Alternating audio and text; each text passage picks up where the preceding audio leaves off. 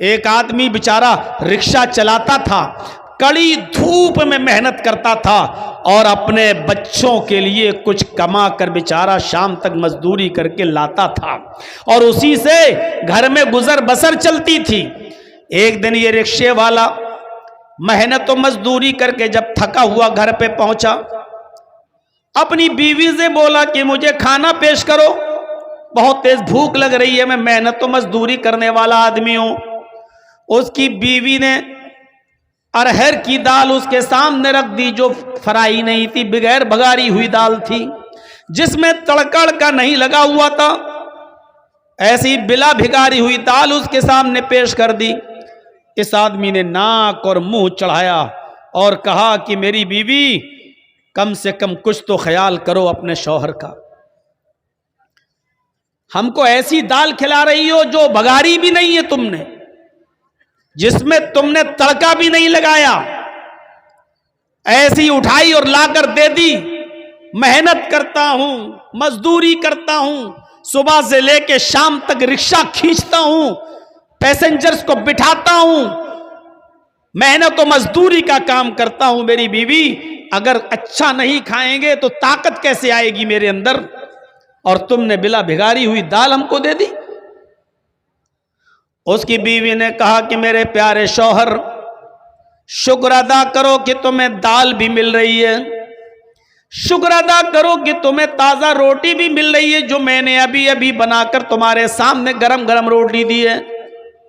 میرے پیارے شوہر، تمہیں اللہ کا شکر ادا کرنا چاہیے کہ تمہیں یہ دال بھی ملی ہے، اگرچہ بلا بھکاری ہوئی ملی ہے لیکن ملی تو ہے۔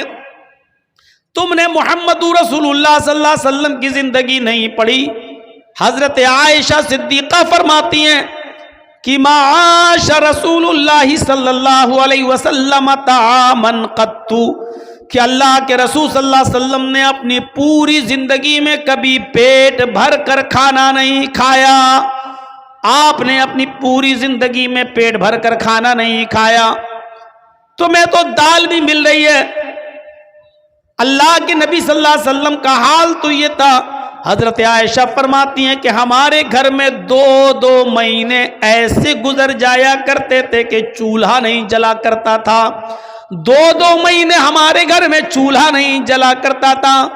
اے میرے پیارے شوہر، اللہ کا شکر ادا کرو کہ تمہیں تو دال بھی مل رہی ہے، ورنہ ہمارے نبی کا تو یہ حال تھا کہ دو مہینے گھر میں چولہا تک نہیں جلتا تھا۔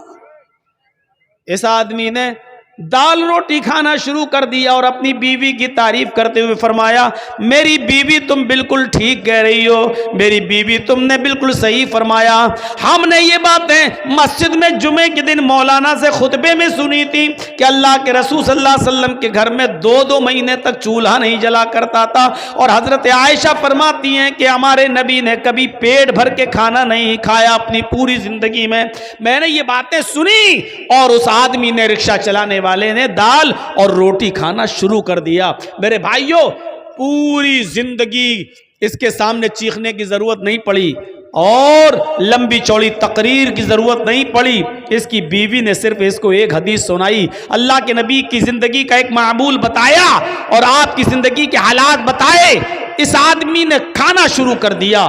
میرے بھائیوں، اگر ہمیں عمل کرنا ہو تو کسی مولانا کی ایک بات کافی ہے ہماری زندگی میں، ہمارے دل کو اثر کرنے کے لیے اور ہماری زندگی میں عمل کرنے کے لیے۔ اور اگر ہمیں عمل نہ کرنا ہو تو پوری زندگی خطبے دیتے رہو، پوری زندگی جلسے کرتے رہو، پوری زندگی تقریریں کرتے رہو، کوئی اثر نہیں پڑے گا۔ خود اگر مجھ سے کوئی پوچھے تو تقریباً 24-25 سال کا عرصہ تو ہو چکا ہے۔ میرے بھائیوں، جلسوں میں، جلوسوں میں اور تقریریں کرتے ہوئے آپ اندازہ لگا سکتے ہیں کہ پوری زندگی تقریریں کرتے ہوئے گزر گئی ہیں۔ اب آپ اندازہ لگائیے کہ کیا اثرات مرتب ہوئے ہماری زندگی پر، کیا فرق پڑا ہماری زندگی پر۔ کسی بھی نیکی کو حقیر مت سمجھو، چھوٹی سے چھوٹی نیکی کو بھی حقیر مت سمجھو۔ حضرت ابو بکر صدیق کے دور خلافت میں قحط پڑ گیا۔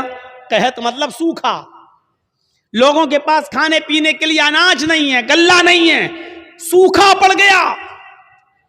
ابو بکر کا زمانہ ہے، حضرت عثمان غنی رضی اللہ تعالیٰ عنہ کے پاس ملک شام سے گلہ لدا ہوا اونٹ آئے تھے جس پر گلہ لدا ہوا تھا، اور اونٹ کتنے تھے؟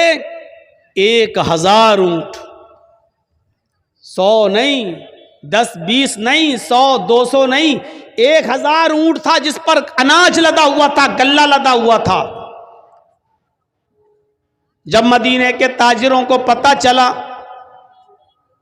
کہ اب عثمان غنی کے پاس 1000 اونٹ ہے گلے سے لدے ہوئے، تو ان کے پاس آئے اور کہنے لگے، اے عثمان کیا ان گلے کو بیچو گے؟ حضرت عثمان نے کہا مجھے پروفٹ کیا دو گے، نفع کیا دو گے؟ فرمایا آپ کے 10 روپے کا مال ہم 12 روپے میں لینے کے لیے تیار ہیں، 10 درہم کا مال 12 درہم میں لینے کے لیے تیار ہیں۔ حضرت عثمان نے فرمایا پھر چھوڑو، مجھے اس سے بھی زیادہ پروفٹ مل رہی ہے۔ کہا کہ اچھا 13 لے لو، آپ کا ہر 10 درہم کے مال پر 13 درہم ہم سے لے لو، ہم اس کو بیچیں گے جتنا چاہیں گے، قحط پڑا ہوا ہے، سوکھا پڑا ہوا ہے، ہمارا مال تو بکی جائے گا، آپ 10 کے درہم پر 13 درہم لے لو۔ حضرت عثمان کہتے ہیں مجھے اس سے بھی زیادہ مل رہا ہے، اور لاسٹ میں بولی لگتی ہے، آئے عثمان ہم 10 کا مال 15 درہم میں لینے کے لیے تیار ہیں۔ حضرت عثمان کہتے رہنے دو، 10 درہم پر تم 15 درہم دو گے، لیکن مجھے اس سے بھی زیادہ پروفٹ مل رہی ہے۔ تب تمام لوگ اٹھ گئے، جتنے بھی بزنس مین تھے وہ اٹھ گئے اور کہنے لگے عثمان اگر اس سے زیادہ تمہیں مل رہا ہے تو اسی کو دے دو، ہم لوگ چل رہے ہیں، ہم لوگ جا رہے ہیں۔ جب وہ جانے لگے جتنے بزنس مین تھے تو پلٹ کر کہنے لگے عثمان ہم جا تو رہے ہیں، ہمیں اب نہیں چاہیے، 10 کا مال ہم 15 میں لینے کے لیے تیار ہیں، اس سے زیادہ ہم نہیں دے سکتے، اور آپ کہہ رہے ہیں اس سے بھی زیادہ ہمیں مل رہا ہے۔ مدینے کے سارے بزنس مین یہاں موجود ہیں، میری نظر میں اب کوئی باقی نہیں ہے، جو جتنا بڑا بزنس مین ہے وہ یہاں موجود ہے، اور ہم سب لوگ یہاں ہیں۔ پھر مجھے اتنا تو بتا دو کہ 10 کا مال 15 میں لینے کے لیے ہم لوگ تیار ہیں، اس سے زیادہ تمہیں کون دے رہا ہے؟ سارے بزنس مین تو یہاں موجود ہیں، پھر تمہیں 10 کا مال 15 سے زیادہ لینے میں کون تیار ہے تمہارا؟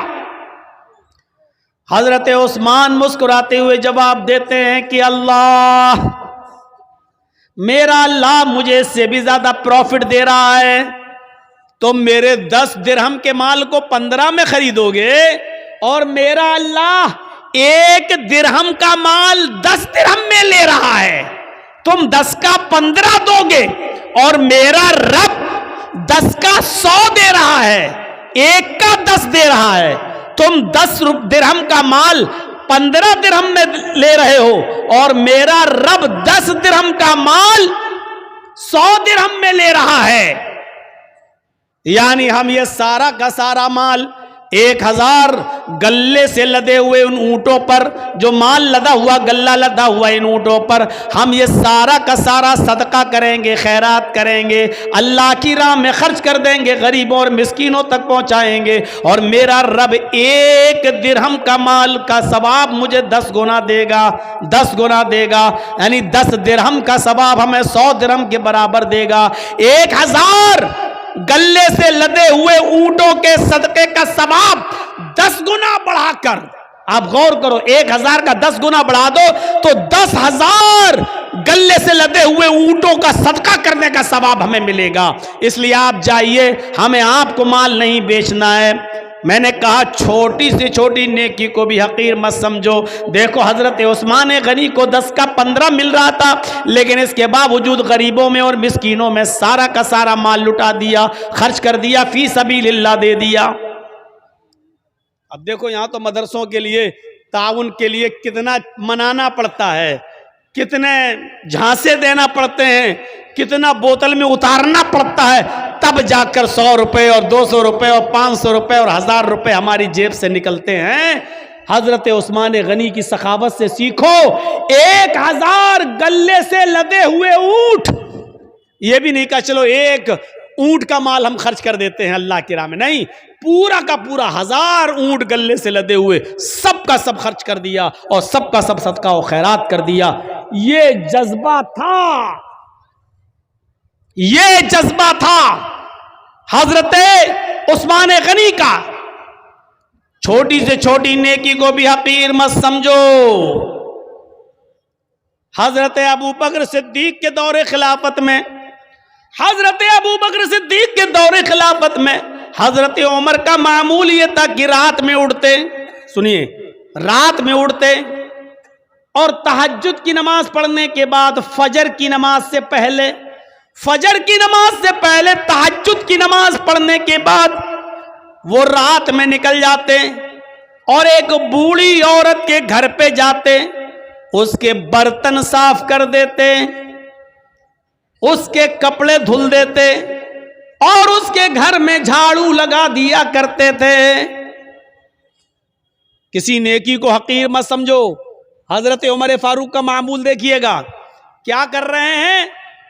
تہجد کی نماز پڑھی فجر کی نماز سے پہلے اور پھر چلے گئے، ایک بوڑھی عورت کے گھر گئے، اس کے برتن مانج دیے، اس کے کپڑے دھل دیے اور اس کے گھر میں جھاڑو لگا دیے۔ یہ ان کا معمول تھا، روزانہ یہ کام کیا کرتے تھے۔ ایک دن تہجد کی نماز پڑھ کے فجر کی نماز سے پہلے پہنچے، گھر میں جب گھسے تو کیا دیکھتے ہیں؟ برتن صاف ہیں، کپڑے دھلنا چاہا بوڑھی عورت کے، کیا دیکھ رہے ہیں؟ کپڑے دھلے ہوئے پڑے ہوئے ہیں۔ جھاڑو لی کہ جھاڑو سے گھر صاف کر دے تو کیا دیکھتے ہیں؟ گھر میں جھاڑو لگ چکی ہے۔ پوچھا ماں کون تھا؟ یہ آج گھر میں صفائی کیسے ہو گئی؟ کہا بیٹے میں کیا جانوں، میں تو آنکھوں سے اندھی ہوں، نابینا ہوں، مجھے کیا معلوم، میں تو سمجھی کہ تم ہی آئے ہو، برتن تم مانج رہے ہو، جھاڑو تم لگا رہے ہو، کپڑے تم دھل رہے ہو۔ کہا ماں میں نہیں تھا۔ کہا بیٹا مجھے نہیں معلوم پھر کون تھا۔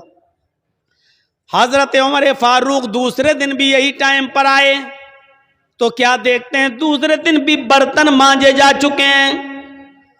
کیا دیکھتے ہیں کہ دوسرے دن بھی برتن مانج کر ختم ہو، برتن مانجے جا چکے ہیں، جھاڑو لگ چکی ہے، کپڑے دھلے ہوئے ہیں۔ حضرت عمر سمجھ گئے، عمر کوئی ہے جو تم سے پہلے آتا ہے، کپڑے دھل جاتا ہے، برتن صاف کر جاتا ہے، جھاڑو لگا جاتا، کوئی ہے جو تم سے پہلے بھی یہ کام کر جاتا ہے۔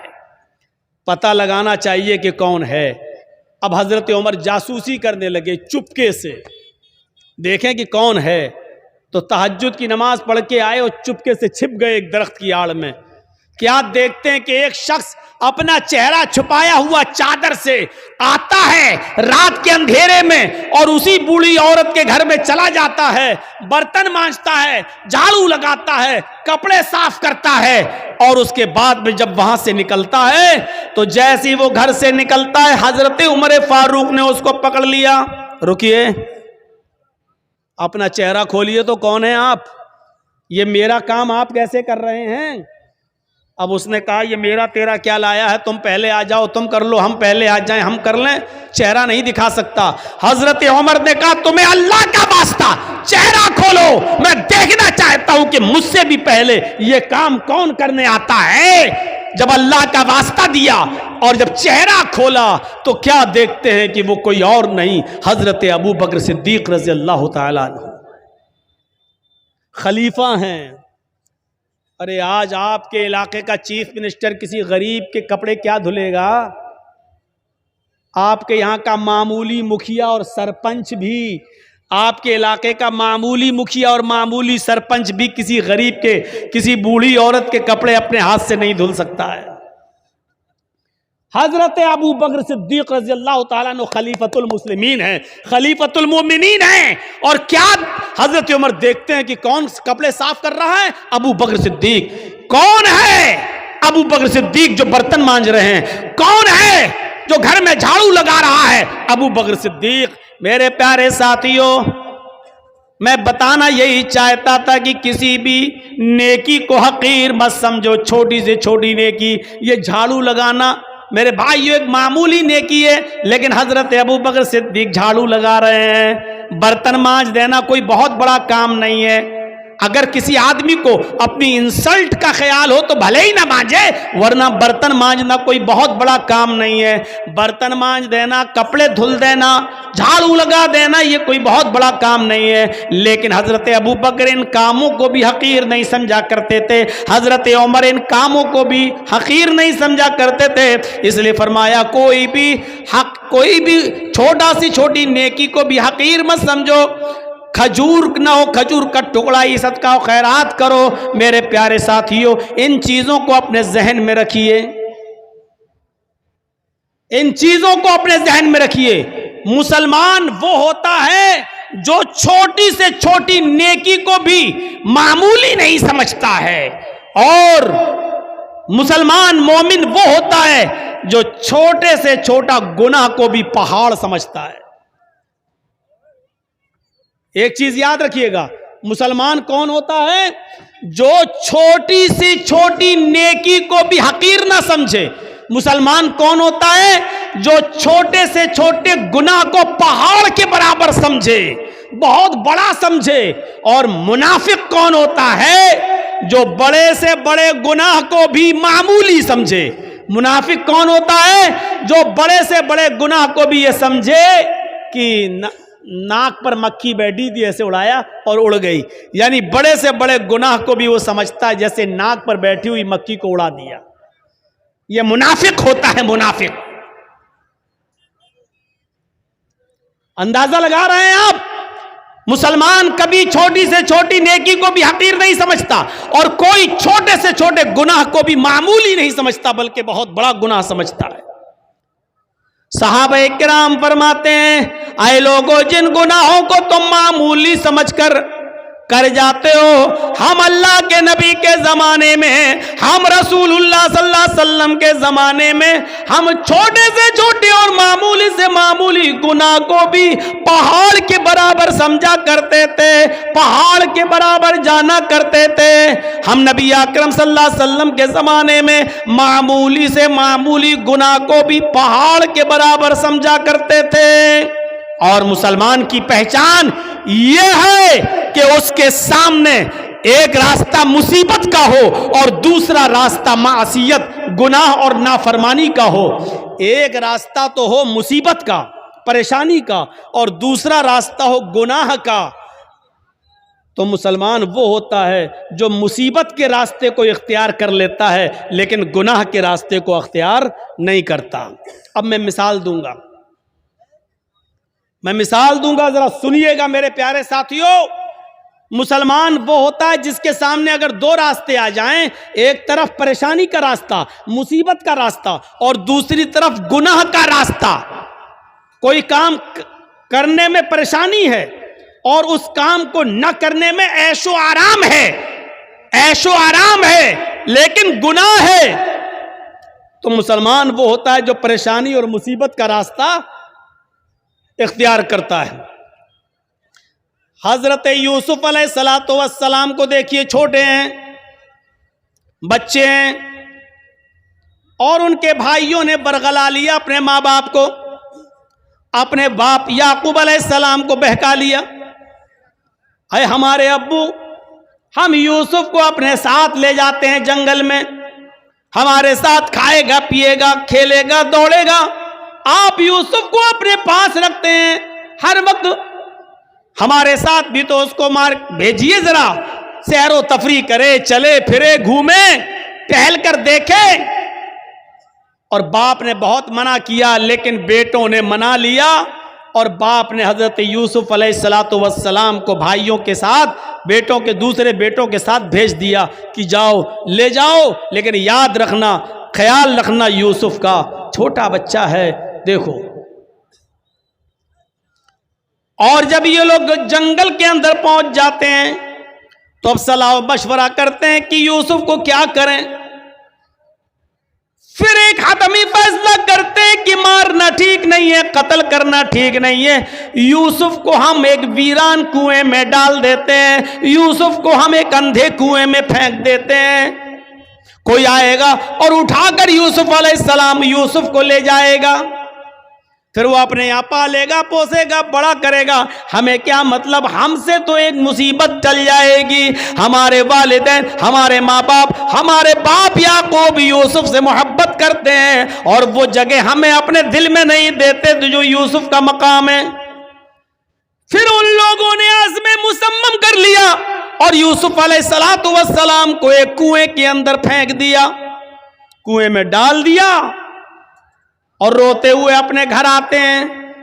ایک یوسف علیہ السلام کی قمیض اتار لی، ان کا کرتا اتار لیا اور ایک بکری کو ذبح کر کے بکری کا جھوٹا خون، بکری کا خون اس قمیض میں لگا کر لے آئے. اور جب اپنے گھر پہ آتے ہیں تو اپنے ابا سے کہتے ہیں، یعقوب علیہ السلام سے کہتے ہیں، یا ابانا، آئے ہمارے ابو جان، انا ذهبنا نستبق وتركنا يوسف عند متاعنا فاكله الذئب. اے ابو جان، ہم یوسف علیہ السلام کو لے گئے اور ہم کھیل کود میں لگ گئے. نستبق، ہم کھیل کود میں لگ گئے، ہم دوڑ بھاگ میں لگ گئے. وَتَرَكْنَا يُوسُفَ عِنْدَ مَتَاعِنَا، اور یوسف کو اپنے سامان کے پاس چھوڑ دیا کہ تم اس کی دیکھ ریکھ کرنا. ہم لوگ ادھر ادھر کھیل کود میں لگ گئے. فَأَكَلَهُ الذِّئْبُ، بھیڑیا آیا اور بھیڑیا یوسف علیہ السلام کو کھا گیا. بھیڑیا آیا اور بھیڑیے نے یوسف کو پھاڑ دیا.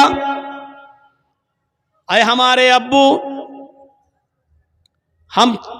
آپ ہماری بات پر ایمان کیوں لائیں گے؟ آپ ہماری بات کیوں مانیں گے؟ وَمَا أَنْتَ بِمُؤْمِنٍ لَنَا، آپ ہماری بات کیوں مانیں گے؟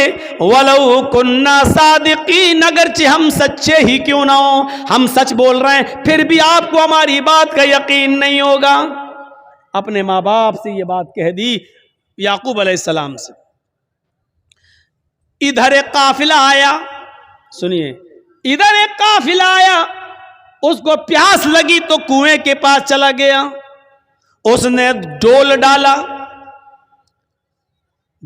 ڈول، اور اس یوسف علیہ السلام اس ڈول میں بیٹھ گئے. اس نے جب کھینچا تو ڈول بھاری لگا. اس نے جھانک کر دیکھا تو ایک جو چھوٹا بچہ پڑا ہوا ہے یوسف. اس نے قافلے والوں کو خوشخبری سنائی، یا بشرا ھذا غلام، اے قافلے والوں خوشخبری سنو، یہ تو ایک بچہ پڑا ہے، یہاں تو ایک لڑکا پڑا ہوا ہے، بچہ، بڑا خوبصورت بچہ یہاں کنویں میں پڑا ہوا ہے. نکالا، مصر کے بازار میں لے گئے اور وہاں اس بچے کو بیچ دیا گیا. اور جانتے ہو اتنا خوبصورت بچہ یوسف علیہ السلام، جن کی خوبصورتی کا ذکر قرآن میں موجود، لیکن اس خوبصورت بچے کی قیمت بھی کیا لگی مصر کے بازار میں، جانتے ہو؟ ان کو پیسہ چاہیے تھا. کہتے ہیں کہ کوئی چوری کا مال ہو یا ایسا کوئی مال ہو تو آدمی جلدی ہٹاتا ہے.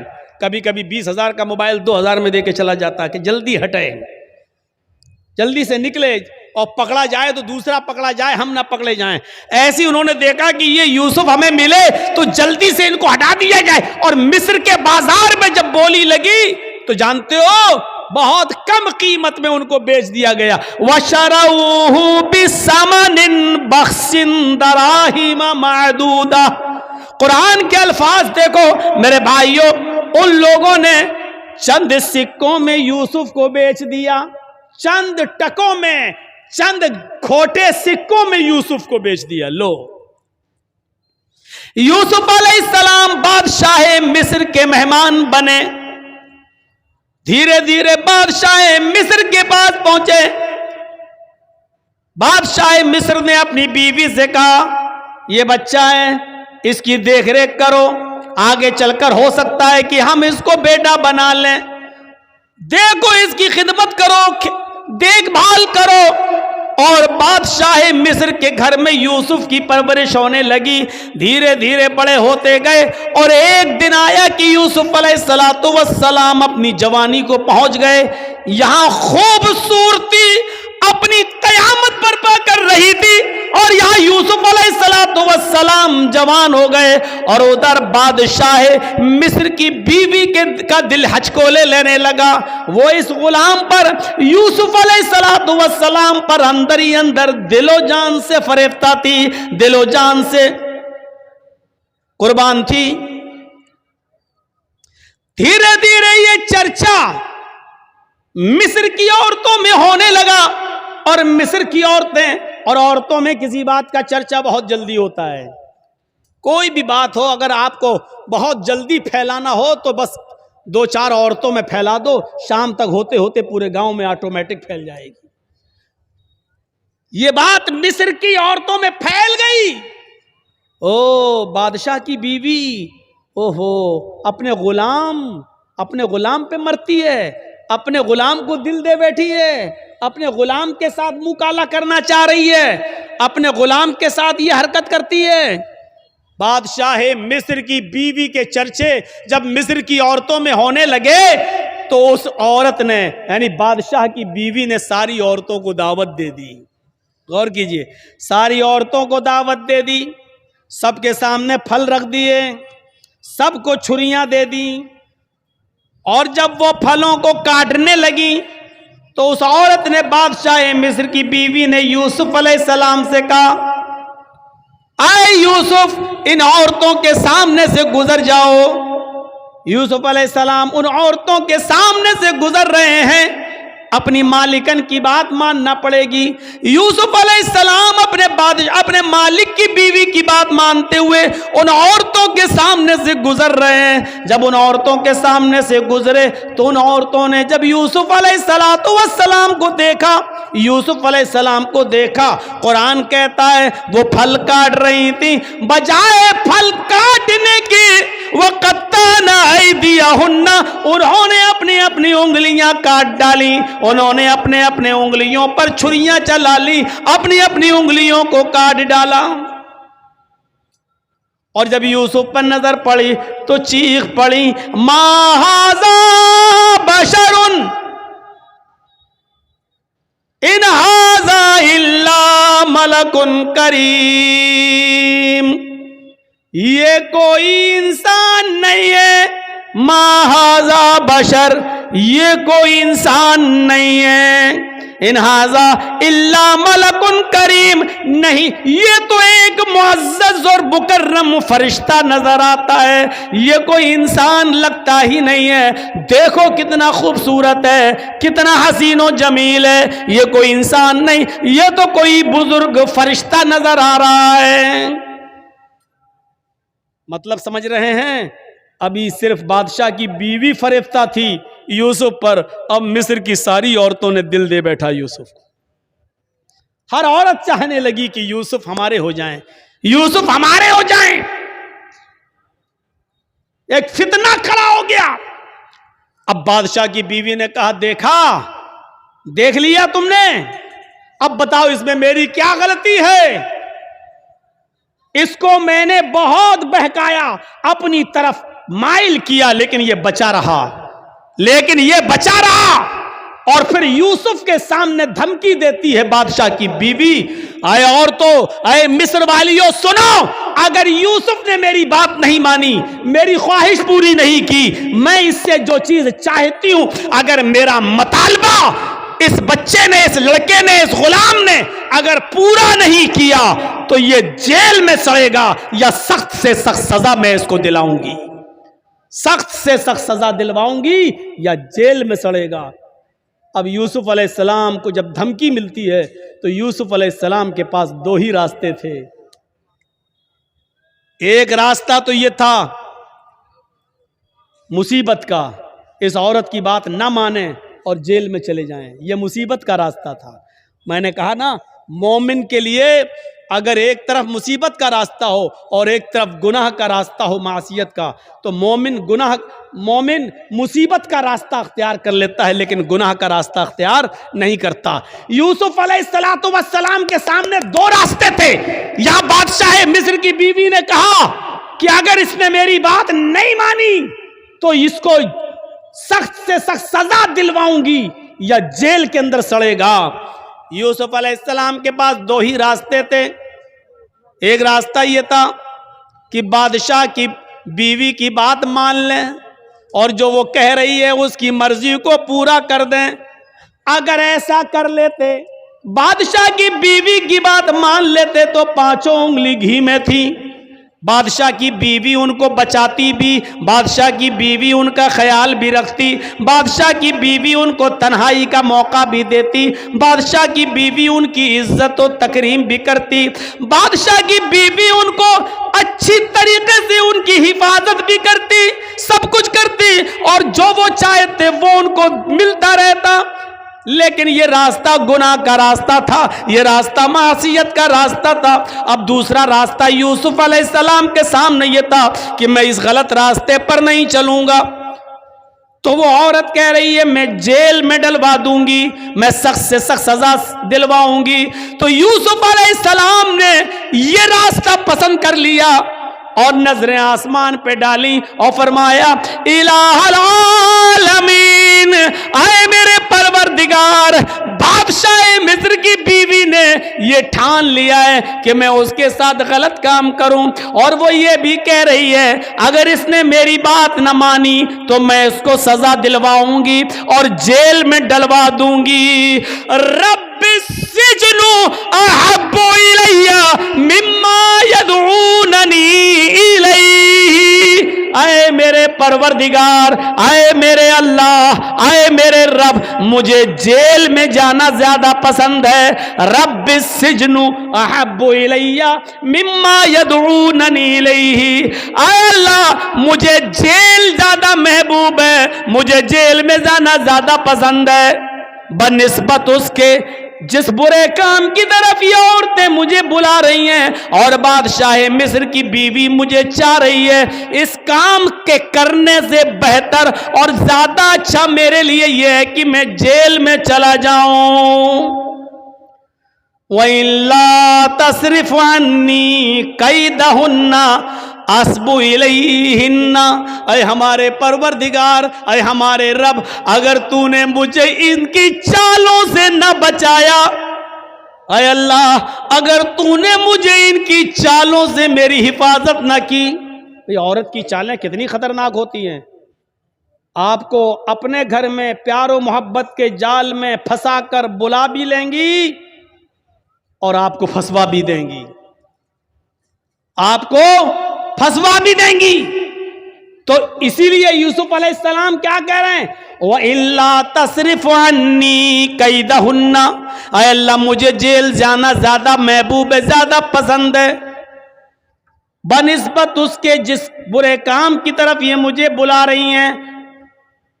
اے اللہ اگر تو نے مجھے ان کی چالوں سے محفوظ نہ کیا، اگر تو نے مجھے ان کی چالوں سے نہ بچایا، اَصْبُ إِلَيْهِنَّ، تو میں بھی ان کی طرف جھک جاؤں گا، میں بھی ان کی طرف مائل ہو جاؤں گا، میں بھی ان کے ساتھ غلط کام کر بیٹھوں گا. وَأَكُن مِّنَ الْجَاهِلِينَ، اور میں جاہلوں میں نادانوں میں سے ہو جاؤں گا. اے اللہ میں جاہلوں اور نادانوں میں سے ہو جاؤں گا. اس لیے اللہ مجھے ان کے شر و فتن سے اور ان کی چالوں سے تو میری حفاظت فرما. اس واقعے کی روشنی میں جو قرآن کی آیت سے میں نے ثابت کیا ہے، کیا پتا چلتا ہے میرے بھائیوں کہ مومن وہ ہوتا ہے کہ جس کے سامنے ایک طرف مصیبت کا راستہ ہو اور ایک طرف گناہ کا راستہ ہو تو وہ مصیبت کو اٹھانا اور پریشانی کو مول لینا یہ زیادہ بہتر سمجھتا ہے، لیکن گناہ کو اختیار نہیں کرتا ہے. یہ مومن کی نشانی ہے. ہمارے اور آپ کے پاس یہ نشانیاں ہیں. کیا ہم مومن ہیں؟ کیا ہم ایسا کرتے ہیں؟ اس لیے یاد رکھیے میرے ساتھیوں، گناہوں کی دلدل سے بچیے، گناہوں کی دلدل سے بچیے اور اللہ رب العالمین کو پکارتے رہیے، اپنے گناہوں کی توبہ اور معافی مانگتے رہیے کہ اللہ رب العالمین فرماتا ہے قُلْ يَا عِبَادِيَ الَّذِينَ اسْرَفُوا عَلَىٰ أَنفُسِهِمْ لَا تَقْنَطُوا مِن رَحْمَتِ اللَّهِ. اے محمد صلی اللہ علیہ وسلم میرے بندوں سے کہہ دو یا عبادی الذین اسرفوا علی انفسہم، اے اللہ کے بندو اگر تم نے گناہ کر کے، اگر تم نے ظلم کر کے، اگر تم نے عیاری و مکاریاں کر کے گناہ کر ڈالے اور زمین و آسمان بھی بھر لیے. اپنی جانوں پر تم نے ظلم کیا, اپنی جانوں پر تم نے ظلم کیا ہے اور تم حد سے آگے بڑھ چکے ہو. لا تقنطوا من رحمت اللہ, کہہ دو اے اللہ کے بندو, اللہ کی رحمت سے نا امید مت ہو جاؤ, اللہ کی رحمت سے نا امید مت ہو. اللہ رب العالمین تمہارے گناہوں کو اب بھی معاف کر دے گا, بشرط یہ کہ تم سچے دل سے توبہ کرو, استغفار کرو. میرے بھائیوں یاد رکھیے گا, میں نے خطبہ مسنونہ کے بعد جو آیت پڑھی ہے وہ اسی سے متعلق ہے, توبہ اور استغفار سے. یا ایھا الذین آمنوا توبوا الی اللہ توبۃ نصوحا عسى ربکم ان یکفر عنکم سیئاتکم ویدخلکم جنات تجری من تحتها الانہار. اللہ رب العالمین کیا فرما رہا ہے؟ اے مسلمانوں, اے ایمانوں والو, تم اللہ سے خالص اور سچی توبہ کرو. توبو الی اللہ توبۃ نصوحا, اے ایمانوں والو تم اللہ سے خالص اور سچی توبہ کرو. خالص اور سچی توبہ کیا ہوتی ہے؟ توبۃ نصوحا کیا ہوتی ہے؟ توبہ کے مفہوم میں یہ تین چیزیں شامل ہیں. اگر کوئی آدمی اللہ سے توبہ کرتا ہے اور یہ تین چیزیں اس کی توبہ میں شامل نہیں ہیں تو وہ توبہ نہیں ہے. کوئی گناہ ہو گیا, اللہ توبہ توبہ توبہ توبہ توبہ, یہ توبہ نہیں ہے. بہت سے لوگوں کو آپ نے دیکھا ہوگا کوئی گناہ کر بیٹھے, توبہ توبہ توبہ, یہ توبہ نہیں ہے. توبۃ نصوحا میں تین چیزیں شامل ہیں. پہلی چیز یہ ہے کہ اگر ہم سے کوئی گناہ ہو رہا ہے یا ہو گیا تو ہمیں اس پر ندامت ہو, یہ ہم کیا کر بیٹھے. پہلی چیز, کوئی غلطی ہم سے ہو جائے, کوئی گناہ جب ہو جائے تو اس پر پہلی چیز کیا؟ نادم ہونا, شرمندہ ہونا. یہ ہم سے کیا ہو گیا, اللہ یہ ہم سے کیا ہو گیا, پہلی چیز.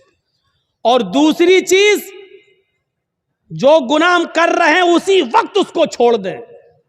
مان لیجئے شراب پی رہے ہیں, 2 ہی گھونٹ پیے تھے, ہٹا یہ مجھ سے کیا ہو گیا, توبہ توبہ استغفر اللہ, یہ کیا ہو گیا, یہ تو حرام چیز ہے. پہلی چیز شرمندگی, اور دوسری اب نہ پیئیں, فوراً چھوڑ دیں, دور کر دیں, ترک گناہ فوراً اسی وقت. اور تیسری چیز اس میں کیا شامل ہے؟ اے اللہ بہت بڑا جرم ہو گیا, اے اللہ میں وعدہ کرتا ہوں کہ آئندہ کبھی شراب کو ہاتھ نہیں لگاؤں گا, آئندہ کبھی میں اس گناہ کو نہیں کروں گا. یہ تین چیزیں سمجھ لیا نا. پہلی چیز شرمندگی ہو, اللہ یہ مجھ سے کیا ہو گیا. دوسری چیز اس غلطی کو, اس گناہ کو فوراً چھوڑ دو, اگر کر رہے ہو تو اسی وقت ترک کر دو, اب نہ کرو, اسی وقت چھوڑ دو. اور تیسری چیز آئندہ مستقبل میں, فیوچر میں پھر کبھی وہ غلطی نہ کرنے کا عزم اور ارادہ بھی پکا ہو کہ اب آئندہ ہم یہ گناہ نہیں کریں گے. یہ تین چیزیں جب تک ہماری توبہ میں شامل نہیں ہوں گی میرے پیارے ساتھیوں, ہماری توبہ نہیں ہوگی. توبہ تو ہے لیکن توبۃ نصوحا نہیں ہے. اللہ نے فرمایا یا ایھا الذین آمنوا توبوا الی اللہ توبۃ نصوحا, اے ایمانوں والو تم اللہ سے توبہ کرو سچی اور خالص. جب تم سچی اور خالص توبہ کرو گے تو عسیٰ ربکم ان یکفر عنکم سیئاتکم, تو اللہ تمہارے گناہوں کو مٹا دے گا. عسیٰ ربکم ان یکفر عنکم سیئاتکم, تو اللہ تمہارے گناہوں کو مٹا دے گا. ویدخلکم جنات تجری من تحتها الانہار, جب تم خالص اللہ سے سچی توبہ کرو گے تو اللہ تمہیں ایسی جنتوں میں داخل کر دے گا جس کے نیچے نہریں بہ رہی ہوں گی, جس کے نیچے نہریں جاری ہوں گی. توبہ کون کرتا ہے؟ مسلمان. توبہ کون کرتا ہے؟ مومن. کیونکہ اللہ تبارک و تعالیٰ نے انسان کو دونوں صلاحیتیں دے کر بھیجا ہے. آج میں تمہیں ایک ایسی چیز بتلا رہا ہوں, اس کو اگر سمجھ لیا تو بہت کچھ سمجھ لو گے. اللہ نے انسان کو دونوں صلاحیتیں دے کر بھیجا ہے. اللہ نے انسان کو اچھے کام کرنے کی صلاحیت بھی دی ہے اور اللہ نے انسان کو برے کام کرنے کی صلاحیت بھی دی ہے، انسان کو اچھے کام کرنے کی طاقت بھی دی ہے اور برے کام کرنے کی بھی طاقت دی ہے۔ اللہ نے انسان کو نیکیاں کرنے کی بھی صلاحیت دی ہے اور گناہ کی بھی صلاحیت دی ہے۔ ہاں، اور گناہ کرنے کی صلاحیت دی ہے تو گناہوں سے بچنے کی بھی صلاحیت دی ہے۔ انسان نیکیاں کر سکتا ہے تو برائی بھی کر سکتا ہے، دونوں صلاحیتیں ہیں۔ انسان برائیاں کر سکتا ہے تو برائیوں سے بچا بھی سکتا ہے اپنے آپ کو۔ یہ دونوں صلاحیتیں دے کر اللہ تعالیٰ نے انسان کو بھیجا ہے۔ یہ صلاحیت اللہ نے فرشتوں کے اندر نہیں رکھی ہے۔ اللہ نے فرشتوں کو صرف نیکیاں کرنے کی صلاحیت دی ہے، گناہ کرنے کی صلاحیت فرشتوں کے پاس نہیں ہے۔ کسی فرشتے سے کہو جوا کھیل کے دکھاؤ تو کوئی فرشتہ جوا نہیں کھیل سکتا۔ کسی فرشتے کو کبھی آپ نے سنا ہے کہ اس نے شراب پی؟ نہیں پی سکتا۔ کیوں؟ کیونکہ اللہ تعالیٰ نے فرشتوں کو گناہ کرنے کی صلاحیت دی ہی نہیں ہے۔ اللہ نے انسان کو گناہ کرنے کی بھی صلاحیت دی اور نیکی کرنے کی بھی صلاحیت دی، اور یہی انسان کا کمال ہے۔ کمال جانتے ہو؟ انسان کے مکمل ہونے کی دلیل یہی ہے۔ فرشتے مکمل نہیں ہیں، انسان مکمل ہے۔ اسی لیے اللہ تعالیٰ نے انسان کا درجہ فرشتوں سے بھی بلند رکھا ہے، بلند، فرشتوں سے بھی بلند رکھا ہے۔ کیوں؟ کیونکہ فرشتوں نے اللہ کو دیکھا، فرشتوں نے جنت دیکھی، فرشتوں نے جہنم دیکھی۔ فرشتوں نے تو جنت جہنم دیکھی ہے، اگر وہ اللہ کی ہر وقت عبادت کرتے ہیں تو یہ کوئی کمال نہیں ہے۔ کمال تو یہ ہے کہ ہم نے اور آپ نے اور مسلمانوں نے جنت نہیں دیکھی پھر بھی جنت میں جانے کی خواہش، جہنم نہیں دیکھی پھر بھی جہنم سے بچنے کی خواہش، جہنم نہیں دیکھی پھر بھی دعا کرتے ہیں ربنا آتنا فی الدنیا حسنۃ وفی الآخرۃ حسنۃ وقنا عذاب النار۔ اے اللہ ہم کو دوزخ کے عذاب سے بچا لے۔ ہم نے اور آپ نے دوزخ جہنم نہیں دیکھی پھر بھی یہ دعا کرتے ہیں ربنا اصرف عنا عذاب جہنم ان عذابها کان غراما۔ اے اللہ جہنم کا عذاب ہم سے پھیر دے، جہنم کا عذاب ہم سے ہٹا لے۔ ان عذاب کان غراما، تیرا عذاب بہت ہی زیادہ سخت اور چمٹنے والا ہے۔ یہ ہمیں اور آپ کو یہ دعا کرنا پڑتی ہے۔ کیوں؟ حالانکہ جہنم دیکھی نہیں ہے۔ ایک بوڑھا آدمی ہے اور وہ اندھا ہے۔ ایک اندھا آدمی جا رہا ہے اور راستے سے خوبصورت لڑکی چلی آ رہی ہے، خوبصورت، حسین و جمیل، بلا کی حسین و جمیل، لیکن ایک اندھا نوجوان جا رہا ہے، اس بیچارے کو لڑکی دکھائی نہیں دے رہی ہے۔ اس میں اس اندھے کا کیا کمال ہے؟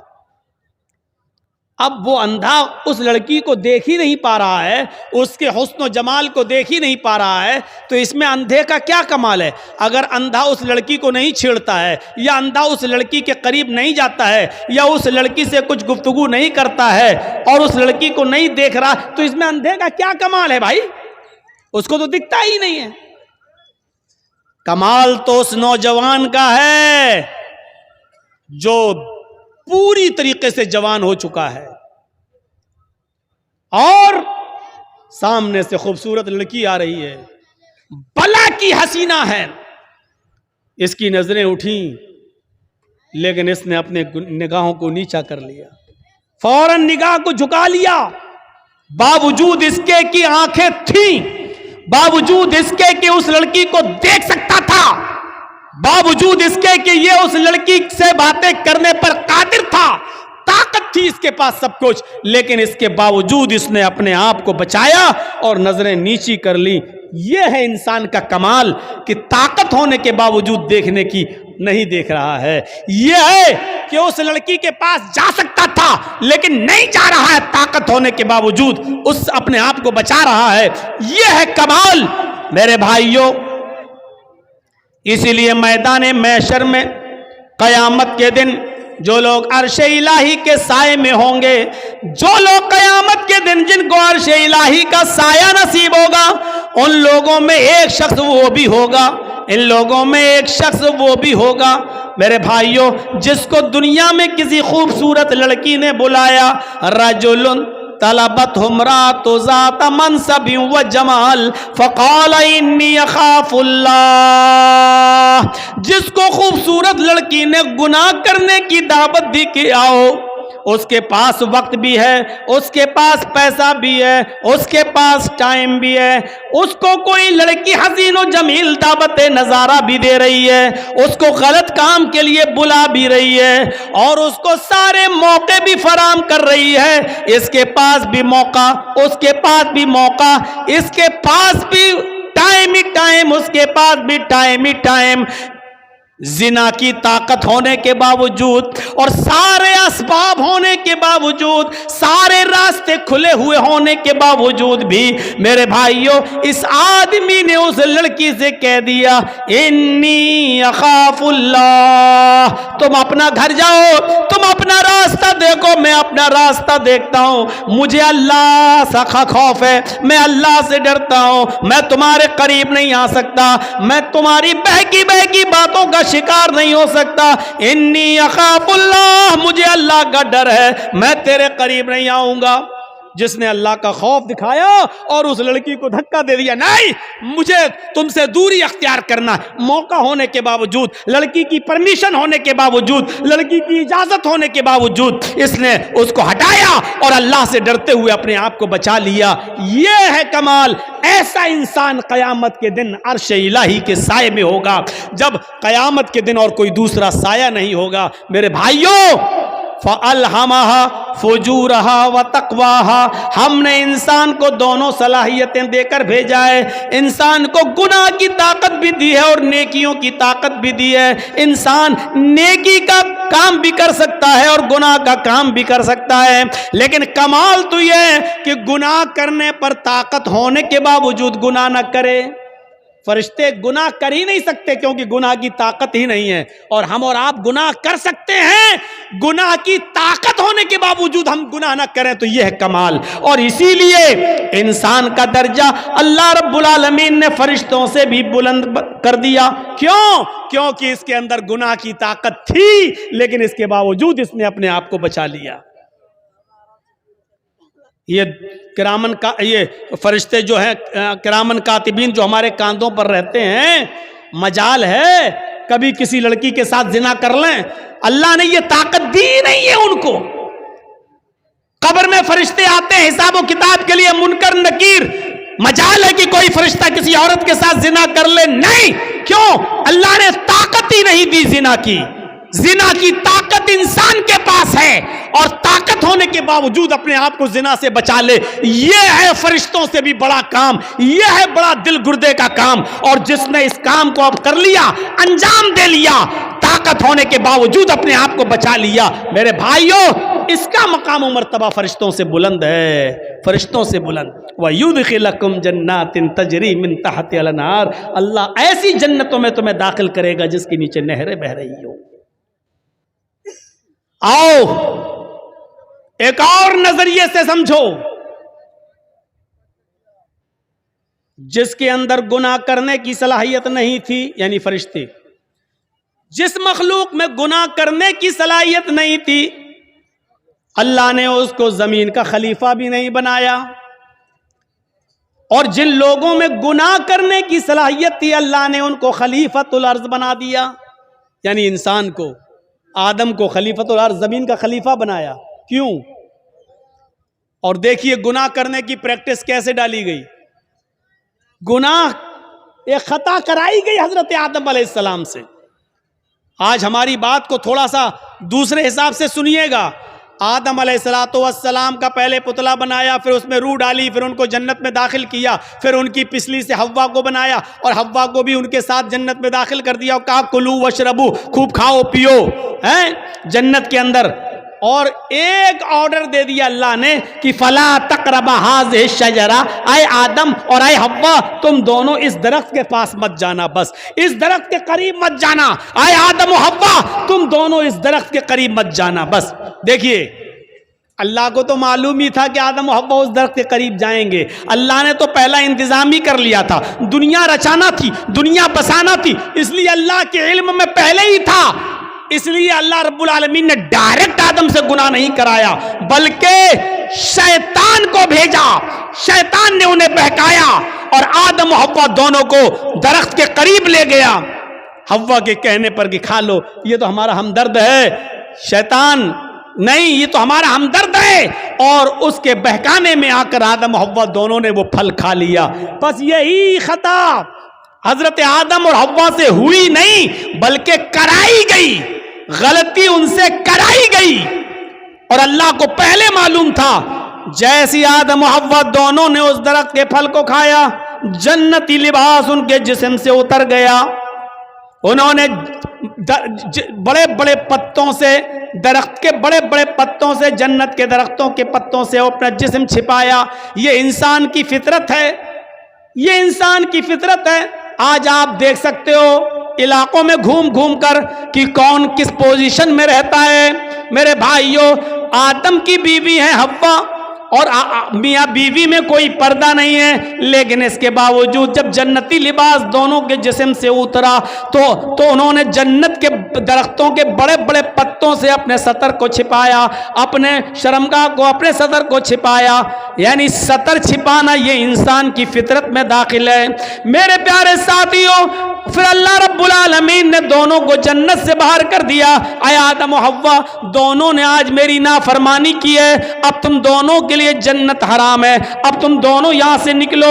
अल्लाह चाहता तो इस गलती की बिना पर जहन्नम में डाल सकता था, लेकिन नहीं, चूंकि अल्लाह को दुनिया बसाना थी, अल्लाह को दुनिया रचाना था, अल्लाह को दुनिया में भेजना था, इसलिए आदम और हव्वा दोनों को दुनिया में भेज दिया। अब जाओ, अब सुनो, गलती तो हुई और गलती भी मखलूक है और मखलूक का खालिक अल्लाह रब्बुल आलमीन है। दुनिया में कोई ऐसी बीमारी पैदा ही नहीं हुई कि अल्लाह ने बीमारी पैदा की हो और उसका इलाज न उतारा हो। कोई बीमारी दुनिया में ऐसी है ही नहीं जिसका इलाज ना उतारा हो, इल्लल मौत, मौत के अलावा। अब आप कहो, अब मौलाना क्या बात करते हो, कैंसर का कोई इलाज नहीं है। इंसान की अक्ल अभी वहां तक नहीं पहुंची है। कल तक टीबी का इलाज नहीं था, लेकिन आज टीबी का इलाज आ गया कि नहीं आ गया।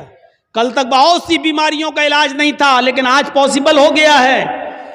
हो सकता है कल इंसान का इल्म उसको कैंसर की खोज में भी कामयाब कर दे और कैंसर का इलाज भी इंसान ढूंढ ले। सिर्फ मौत के हर चीज और हर बीमारी का इलाज अल्लाह ने उतारा है।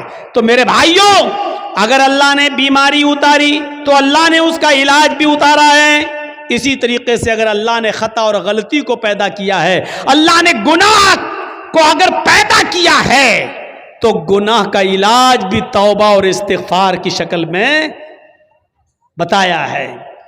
अगर बीमारी है तो उसका इलाज भी है, अगर गुनाह पैदा किया है तो गुनाह का तिर्याक और गुनाह का इलाज भी बताया है, और वो क्या है? तौबा और इस्तिग़फ़ार। इसीलिए आदम और हव्वा दोनों को जब जन्नत से भेज दिया गया दुनिया में, तो आदम और हव्वा से जब ये खता हुई तो आदम और हव्वा ने अपनी इस खता का, अपनी इस बीमारी का, अपनी इस गुनाह का और इस गलती का इकरार भी किया और इसका इलाज इस तरीके से किया, रब्बना ज़लमना अनफुसना व इल्लम तग़फ़िर लना व तरहमना लनकूनन्न मिनल ख़ासिरीन।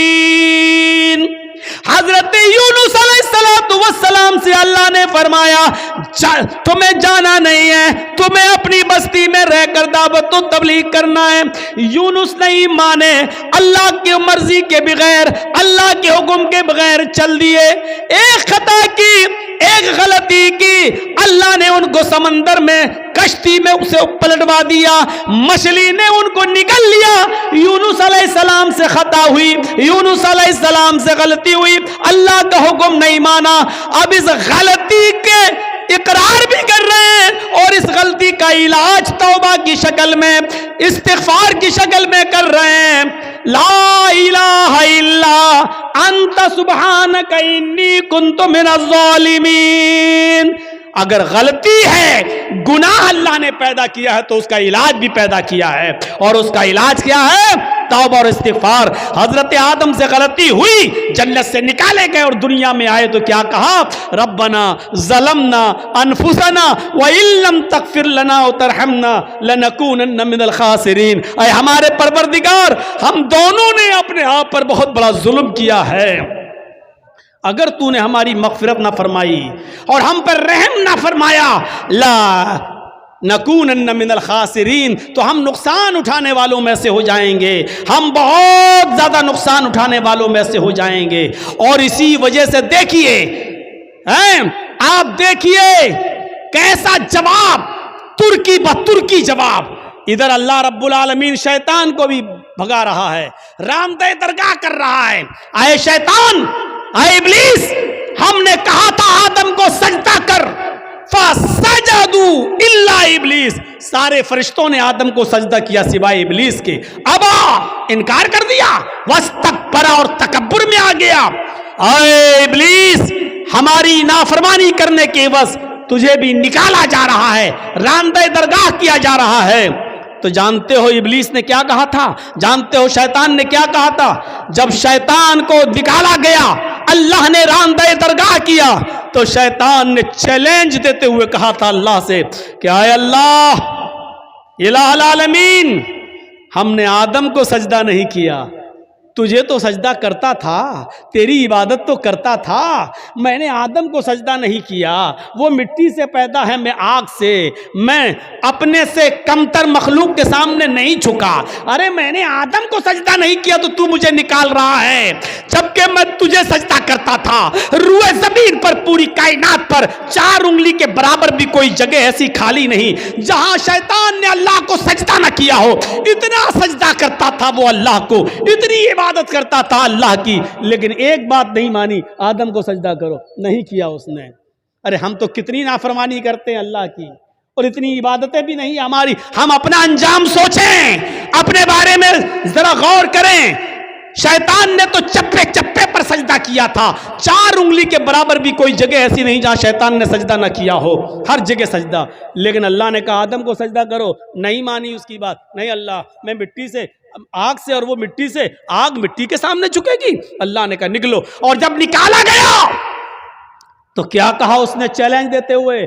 قسم ہے مجھے اپنے تکبر کی، اے اللہ الہ العالمین، آدم کی وجہ سے تو مجھے نکال رہا ہے نا، آدم کی وجہ سے تو مجھے نکال رہا ہے نا، میں آخری سانس تک تیرے بندے آدم اور آدم کی اولاد سے گناہ کے کام کراتا رہوں گا، دنیا میں بھی میں ان سے گناہ کے کام کراتا رہوں گا، ہم تیرے بندے آدم سے اور آدم کی اولاد سے آخری سانس تک ان سے غلط کام کراتا رہوں گا، اور ان کو گناہوں کی دلدل میں ڈال کر آخری سانس تک ان سے گناہ کے کام کرا کر ان کو آخری دم تک ان سے گناہ کراتا رہوں گا، اور اسی گناہ پر ان کو وہ موت آئے گی، اور اپنے ساتھ لے کر ہم ان کو جہنم میں جائیں گے۔ اے اللہ، قسم ہے مجھے اپنے تکبر کی کہ میں تیرے بندے آدم اور آدم کی اولاد سے آخری سانس تک گناہ کراتا رہوں گا، اور ان کو قیامت کے دن اپنے ساتھ جہنم میں لے جاؤں گا۔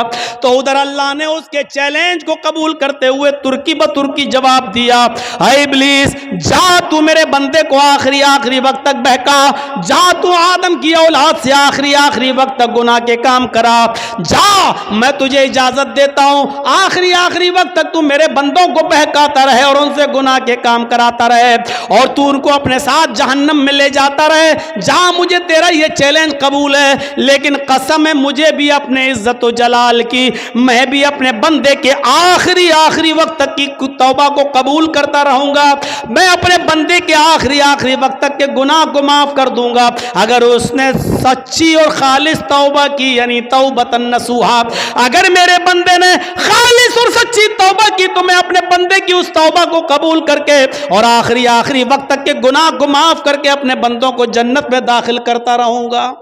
تو آخری سانس تک گناہ کراتا رہے گا، میں آخری سانس تک اپنے بندے کی توبہ کو قبول کرتا رہوں گا، تو آخری سانس تک جہنم میں لے جانے کی کوشش میں رہے گا، میں آخری سانس تک اپنے بندے کو بخش کر جنت میں داخل کرنے کی کرتا رہوں گا۔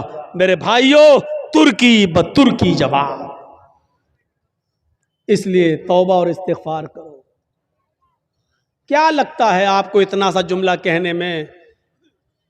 گناہ اللہ نے اتارا ہے تو اس کا علاج توبہ اور استغفار بھی اتارا ہے۔ کوئی گناہ ہو جائے فوراً کہو استغفر اللہ ربی من کل ذنب واتوب الیہ، اور اڑتے بیٹھتے چلتے پھرتے یہ جملہ پڑھتے رہو. کتنا سا جملہ ہے یار. استغفر اللہ ربی من کل ذنب واتوب الیہ. اڑتے پھرتے چلتے پھرتے کھاتے پیتے جملے پڑھتے رہو. استغفر اللہ ربی، میں مغفرت طلب کرتا ہوں اللہ کی. استغفر اللہ، میں اللہ سے مغفرت طلب کرتا ہوں جو میرا رب ہے. من کل ذنب، ہر گناہ سے.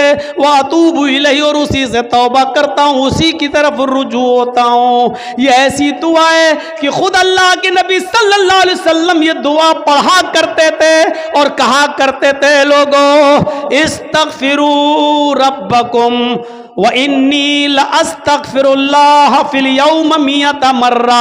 آئے لوگوں تم اپنے رب سے مغفرت مانگا کرو. آئے لوگوں تم اپنے رب سے مغفرت طلب کیا کرو. اِنِّي لَأَسْتَغْفِرُ اللَّهَ فِي الْيَوْمِ 100 مرہ. محمد رسول اللہ کا نہیں، میرا حال یہ ہے کہ میں ایک دن میں 24 گھنٹے میں صبح اور شام میں 100 سے زیادہ بار اللہ سے مغفرت طلب کرتا ہوں، اللہ سے استغفار کرتا ہوں. میرا حال یہ ہے کہ میں 100 سے زیادہ بار اللہ سے مغفرت طلب کرتا ہوں. اللہ تعالیٰ نے اپنے نبی محمد رسول اللہ کو حکم دیا وَقُلْ رَبِّ اغْفِرْ وَارْحَمْ وَأَنْتَ خَيْرُ الرَّاحِمِينَ. وَقُلْ رَبِّ اغْفِرْ، آئے محمد صلی اللہ علیہ وسلم کہہ دو، یہ کہتے رہو رب اغفر، اے اللہ میری مغفرت فرما، وارحم میرے اوپر رحم فرما، وَأَنْتَ خَيْرُ الرَّاحِمِينَ، اور تو بہت زیادہ رحم کرنے والا ہے. میرے بھائیوں ان جملوں کو ادا کرتے رہیے. اللہ کے نبی بھی کہتے تھے وَإِنِّي لَأَسْتَغْفِرُ اللَّهَ فِي الْيَوْمِ 100 مرہ. اللہ کے نبی بھی کہا کرتے تھے استغفر اللہ ربی من کل ذنب واتوب الیہ. یہ مغفرت طلب کرنا بہت ضروری ہے. اور جانتے ہو مغفرت کے فائدے کیا ہیں؟ مغفرت کے فائدے کیا ہیں؟ حضرت نوح علیہ السلام نے اپنی قوم سے کہا تھا جب قحط پڑ گیا، بہت زیادہ سوکھا پڑ گیا، تو اپنی قوم کے لوگوں سے کہا تھا، کیا کہا تھا؟ وَاسْتَغْفِرُوا رَبَّكُمْ إِنَّهُ كَانَ غَفَّارًا. آئے میری قوم کے لوگوں اپنے رب سے مغفرت طلب کرو. آئے میری قوم کے لوگوں اپنے رب سے مغفرت طلب کرو. یُرْسِلِ السَّمَاءَ عَلَيْكُمْ مِدْرَارًا. جب تم اپنے رب سے مغفرت طلب کرو گے تو اللہ رب العالمین آسمان سے بارشیں برسائے گا. یہ جو قحط پڑ گیا ہے، جو سوکھا پڑ گیا ہے، اللہ رب العالمین آسمان سے تمہارے اوپر بارشیں برسائے گا اگر تم مغفرت طلب کرو گے، استغفار کرو گے تو. یُرْسِلِ السَّمَاءَ عَلَيْكُمْ مِدْرَارًا. اللہ رب العالمین تمہاری اوپر آسمان سے بارش برسائے گا. وَيُمْدِدْكُمْ بِأَمْوَالٍ وَبَنِينَ. اور اللہ رب العالمین تمہیں اولادیں دے گا اور مال سے نوازے گا. وَيُمْدِدْكُمْ بِأَمْوَالٍ وَبَنِينَ. اللہ تمہیں مال بھی دے گا اور اولادیں بھی دے گا. یعنی اگر کسی کا مال رزق میں کمی آ گئی ہے، مال و دولت میں کمی آ رہی ہے، برکتیں نہیں ہو رہی ہیں، تو غور کرو کہ اس کے گناہ بڑھ گئے ہیں، مغفرت طلب کرو، اللہ سے استغفار کرو گے تو اللہ تمہیں مال بھی دے گا، وَبَنِينَ، اور تمہیں اولادیں بھی دے گا، وَيَجْعَلْ لَكُمْ جَنَّاتٍ وَيَجْعَلْ لَكُمْ أَنْهَارًا، اور تمہیں باغات عطا فرمائے گا اور چشمے جاری کرے گا، تمہیں نہریں عطا فرمائے گا. یعنی مغفرت طلب کرو گے تو یہ نعمتیں اللہ رب العالمین تمہیں دے گا. حضرت عمر فاروق کے زمانے میں قحط پڑ گیا. حضرت عمر فاروق کے زمانے میں قحط پڑ گیا. لوگوں نے کہا امیر المومنین چلیے نماز استسقاء پڑھیے، اللہ سے ہمارے لیے دعا کیجئے کہ اللہ رحمت کی بارش فرمائے. سوکھا پڑا ہوا ہے، بچے بھوکے مرنے لگے، حالات بہت خراب ہیں. آئے امیر المومنین جنگل کی طرف نکلیے اور اللہ سے بارش طلب کیجئے، نماز استسقاء پڑھیے. اللہ حضرت عمر فاروق رضی اللہ تعالیٰ عنہ تمام لوگوں کو لے کر نکلے، تمام لوگوں کو لے کر جنگل میں نکلے، نماز استسقاء پڑھی اور صرف آسمان پر ہاتھ بلند کر کے اتنا فرمایا اے اللہ نستغفراللہ نستغفراللہ، اللہ ہم سب استغفار کرنے آئے ہیں، ہم سب مغفرت طلب کرنے آئے ہیں۔ حضرت عمر نے یہ نہیں کہا اللہ تو میرے اوپر رحمت کی بارش فرما، یہ نہیں کہا کہ اللہ تو ہمارے اوپر رحمت کی برکھا فرما، ایک قطرہ پانی کا نہیں مانگا۔ حضرت عمر نے صرف یہ کہا اللہ میری مغفرت فرما، ہمارے ساتھ جتنے لوگ آئے ہیں اللہ ان سب کی مغفرت فرما دے، اے اللہ ہمارے گناہوں کو بخش دے، اے اللہ ہماری مغفرت فرما دے۔ اتنی دعا مانگی اور لوٹ کے واپس چلے آئے۔ جب اپنے گھر پہ آئے تو تمام لوگوں نے گھر گھیر لیا۔ حضرت عمر باہر نکلے، لوگوں نے کہا امیر المومنین یہ کیا ہو گیا آپ کو؟ آپ جنگل میں ہم سب کو لے کر نکلے، ہم نے سوچا نماز استسقاء کے بعد آپ اللہ سے دعا کریں گے کہ اللہ ہمارے اوپر رحمت کی بارش فرمائے۔ آپ نے بارش کے لیے ایک لفظ بھی اللہ سے نہیں مانگا، آپ نے ایک قطرہ پانی بھی اللہ سے دعا نہیں کی، اور آپ مغفرت کی دعا کر کے چلے آئے۔ فرمایا اے لوگوں کیا تم نے یہ نہیں پڑھا وَاسْتَغْفِرُوا رَبَّكُمْ إِنَّهُ كَانَ غَفَّارًا، اپنے رب سے مغفرت طلب کرو، وہ بہت ہی زیادہ بخشنے والا ہے۔ يُرْسِلِ السَّمَاءَ عَلَيْكُمْ مِدْرَارًا، جب مغفرت طلب کرو گے تو اللہ آسمانوں سے موسلا دھار بارش برسائے گا۔ لوگوں میں نے بارش نہیں مانگی ہے، لیکن بارش جن گناہوں کی وجہ سے رکتی ہے میں نے مغفرت کی دعا کر کے مغفرت طلب کر کے آسمان کے ان دروازوں کو جھنجھوڑ دیا ہے، آسمان کے ان دروازوں میں سوراخ کر دیا ہے، آسمان کے ان دروازوں میں چھید کر دیے ہیں جہاں سے بارش آتی ہے۔ ہم نے مغفرت طلب کر کے آسمان کے دروازوں کو ہلا دیا ہے، انتظار کرو انشاءاللہ بارش کے قطرے آنے والے ہیں۔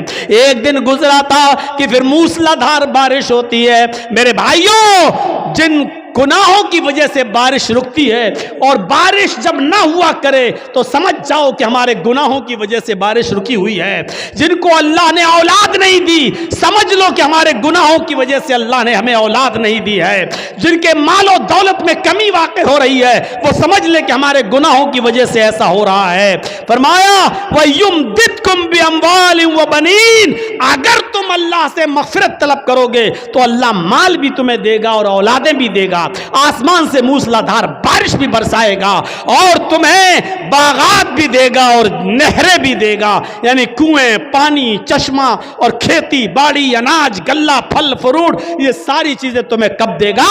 جب تم مغفرت کی دعا کرو گے۔ تو میرے پیارے ساتھیوں یہ مغفرت کا معاملہ ہے، اس لیے میں نے کہا یا ایھا الذین آمنوا توبوا الی اللہ توبۃ نصوحا، ایمان والو اللہ رب العالمین سے سچی اور خالص توبہ کرو۔ لیکن یہ ساری نعمتیں ہمیں تبھی ملیں گی جب ہم خالص اور سچی توبہ کریں گے۔ اپنے معاشرے کی اصلاح کرو، اور اب گناہ بار بار مت کرو، گناہوں پر نادم ہونا سیکھو۔ اور دیکھیے آج کے اس اوریانیت کے دور میں کل میں نے جس کی طرف اشارہ کیا تھا میرے بھائیوں، آج ان تمام گناہوں کی وجہ سے آج اللہ کی نعمتیں ہم سے چھین لی جاتی ہیں، اور اس طریقے کا سبق حاصل کرنا چاہیے ہر جلسے والوں کو بھی، جس طریقے سے میں نے کل بھی اشارہ کیا تھا۔ آج جلسوں میں بھی بڑے عجیب و غریب قسم، آپ جائیے، اب کل میں جا رہا ہوں کٹیہار کی سرزمین پر، دیکھیے گا کیسا خلط ملط ہوگا، میلہ لگے گا، مرد اور عورتوں کی بھیڑ لگے گی، اور جب لاسٹ میں میری تقریر ہوگی تب جا کر سب اکٹھا ہو جائیں گے، اور اس سے پہلے مارکیٹنگ ہوگی، شاپنگ ہوگی، جلسوں میں بدنظمی ہوگی، مرد و عورتوں کا اختلاط ہوگا۔ میرے بھائیوں یہ بڑی اچھی چیز ہے جو ہمیں نیما کے جلسے میں دیکھنے کو ملتی ہے، کہ اللہ کا شکر ہے کہ یہاں کے لوگ اس طریقے کا انتظام کرتے ہیں کہ مردوں کا عورتوں کے ساتھ اور عورتوں کا مردوں کے ساتھ اختلاط نہ ہونے پائے ہیں، اور دکانوں پر عورتیں نہ آئیں اس طریقے کا انتظام کرتے ہیں، اور یہ بہت بڑی چیز ہے۔ بہت سے دکان والے بیچارے لڑتے بھی ہیں کہ آپ کیوں لیڈیز کو روک رہے ہیں، کیوں نہیں آنے دیتے ہیں ہماری دکان پر، ہم چند روپیہ کمانے کے لیے۔ میرے بھائیوں آج جلسے والوں نے بھی جلسے دوسری سرزمینوں پر اسی لیے کرنا شروع کیا، لوگوں نے ان کو مشورے دیے بھائی میلے ٹھیلے بند کرو، تو جانتے ہو کیا کہتے ہیں، اگر میلہ نہیں لگائیں گے تو بھیڑ نہیں ہوگی، اور بھیڑ نہیں ہوگی تو عورتیں نہیں آئیں گی، اور عورتیں نہیں آئیں گی تو ہمارے جلسے میں چندہ نہیں ہوگا۔ یعنی ان کو جلسے کا مقصد دین کا دینداری نہیں ہے، ان کا جلسہ کرانے کا مقصد صرف چندہ اور تعاون ہے، دین کا حصول نہیں ہے۔ وہ کہتے ہیں کہ جب تک دکانیں نہیں لگیں گی، میلہ نہیں لگے گا، عورتیں نہیں آئیں گی، اور جب عورتیں نہیں آئیں گی تو بھیڑ نہیں ہوگی، اور جب بھیڑ نہیں ہوگی تو چندہ نہیں ہوگا۔ میرے بھائیوں، جب ہماری سوچ یہ ہو جائے تو ایسے جلسوں سے پھر کیا فائدہ ہوگا اور کیا ہمیں ملے گا اور کیا ہم سیکھ کر نکلیں گے؟ انما الاعمال بالنیات، سارے عملوں کا دار و مدار تو نیتوں پر ہے، اور جب ہماری نیت میں پہلے ہی یہ ہے کہ ہم جلسے میں میلہ اس لیے لگاتے ہیں کہ عورتیں آئیں، اور عورتوں کو اس لیے بلاتے ہیں تاکہ بھیڑ ہو، اور بھیڑ اس لیے ہوتا کہ ہمارے مدرسے کا چندہ ہو، تو ایسے جلسوں سے ہمیں کچھ نہیں ملے گا، کوئی دین اور کوئی دینداری ہمارے ماحول میں اور ہمارے سماج میں نہیں آئے گی۔ اس لیے دعا کیجئے کہ اللہ رب العالمین ہماری بھی اصلاح فرمائے، ہمارے جلسوں کی بھی اصلاح فرمائے، اجلاس کی بھی اصلاح فرمائے۔ یہی چند باتیں مجھے آپ کے سامنے رکھنا تھیں، اس امید کے ساتھ رخصت ہوتا ہوں کہ انشاءاللہ ہم گناہوں سے بچیں گے اور ہم گناہوں پر نادم ہوں گے، گناہ کو ترک کریں گے، اور آئندہ کبھی اس گناہ کو دوبارہ نہ کرنے کا عزم اور حوصلہ پیدا کریں گے۔ الہ العالمین تو ہمارے گناہوں کو بخش دے، ہمیں معاف فرما دے، ہمارے گناہوں کو اے اللہ تو نیکیوں سے بدل دے۔ الہ العالمین جب تک تو ہمیں زندہ رکھ، اسلام پہ زندہ رکھنا، اور جب ہمارا خاتمہ ہو تو ایمان پر ہمارا خاتمہ فرمانا۔ وما علینا الا البلاغ المبین، وآخر دعوانا ان الحمد للہ رب العالمین۔ السلام علیکم ورحمۃ اللہ وبرکاتہ۔